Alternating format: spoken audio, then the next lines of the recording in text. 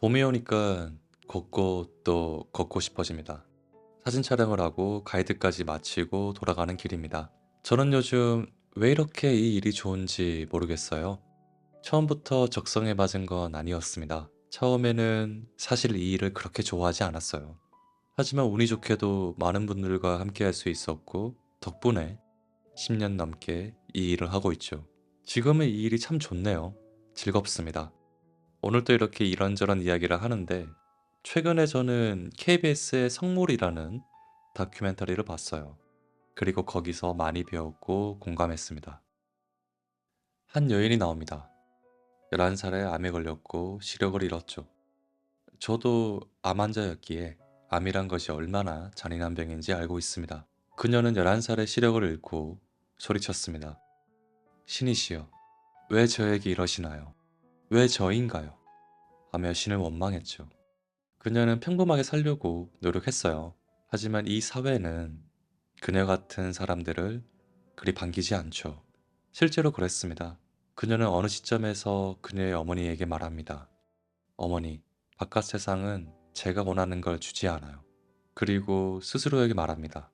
이제 내 삶의 주인이 되고 싶다. 그녀는 수녀가 되기로 결심합니다. 하지만 쉽지 않았어요. 믿음이 있더라도 모든 수녀애가 시각장애인을 수녀로 받지는 않기 때문입니다. 하지만 결국 그녀는 수녀가 됩니다. 그녀의 어머니는 이 과정을 이렇게 표현합니다. 마리아는 사자처럼 싸워서 이겨냈고 결국 주님은 마리아를 선택하셨다. 마리아 수녀는 말합니다. 삶을 잘 이끄는 유일한 방법은 기도하며 매일 할 수 있는 것을 하며 충실히 살아가는 거예요. 그 이상도 그 이하도 아닙니다. 저는 평소에 제가 자주 하는 말을 그녀의 입으로 듣고서 많이 놀랐어요. 영상에서도 자주 했던 말이기도 하죠. 저는 마리아 수녀의 말에 공감했습니다. 살아가는 거죠. 미래는 모르는 것이니까요. 그저 지금 할 수 있는 것을 하며 우리는 살면 됩니다. 이 또한 제가 자주 하는 비유기도 한데, 불교에서는 우리의 삶이 길가에 피어난 풀과 같다는 말을 합니다. 밟히고 싶지 않았으나 밟힐 수 있고, 꺾이고 싶지 않았으나 꺾일 수 있고요. 말라 죽고 싶지 않았으나 말라 죽을 수 있고, 물에 휩쓸리기 싫었으나 휩쓸려 떠내려갈 수 있죠. 주어지는 대로, 인연대로 흘러가는 게 삶입니다. 그 속에서 우리는 오늘 하루 내게 주어진 이 시간에 충실하면 되는 것이죠. 이 모든 것을 카톨릭에서는 이렇게 말하죠. 주님 뜻대로 하소서. 다시 수녀가 된 소녀의 이야기로 돌아오면 그녀도 신과 자주 다툰다고 합니다. 나의 뜻과 주님의 뜻이 다를 때가 있고 그때마다 타협을 한다고 말이죠. 타협을 하고 화해를 한다고 합니다. 기도를 해도 안 들어주는 게 있다는 말이잖아요. 저는 이 표현이 너무 좋았어요.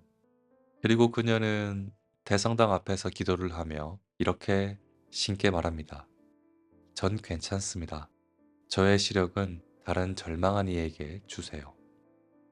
저는 개인적으로 사람의 크기가 다 다르다고 생각해요. 물리적인 크기가 아니라 존재로서의 크기 말이죠.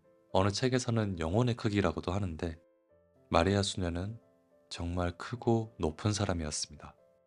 그녀는 밤이면 사람들의 사연을 듣고 그들을 위해 기도합니다. 이탈리아의 청년 실업률은 한국보다 훨씬 심해요. 한국의 청년들도 힘들지만 유럽도 다르지 않죠. 그래서 많은 이들이 스스로 생을 포기하고 있습니다. 그녀는 그들을 위해 기도합니다. 이 또한 주님의 뜻일지라도 그들을 도와주세요.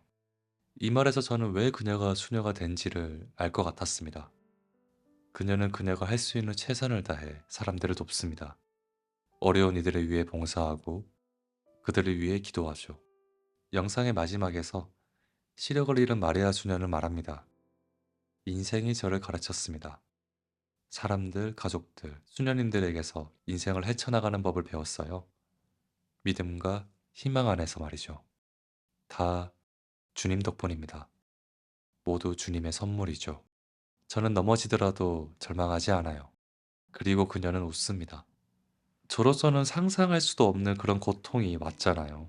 그런 운명이 그녀에게 찾아왔는데 그녀는 감사하다고 이야기를 합니다. 그녀가 눈을 잃은 건, 시력을 잃은 건 그녀의 의지가 아니에요. 그녀의 뜻이 아닙니다. 그저 그렇게 된 거죠. 근데 여기서 그녀는 신께 감사를 표합니다. 받아들인다는 말이죠. 마지막 말은 지금 저에게 필요했던 말이었어요. 넘어지더라도 절망하지 않아요. 오늘 아침 저는 일어나서 이렇게 스스로에게 말을 했습니다.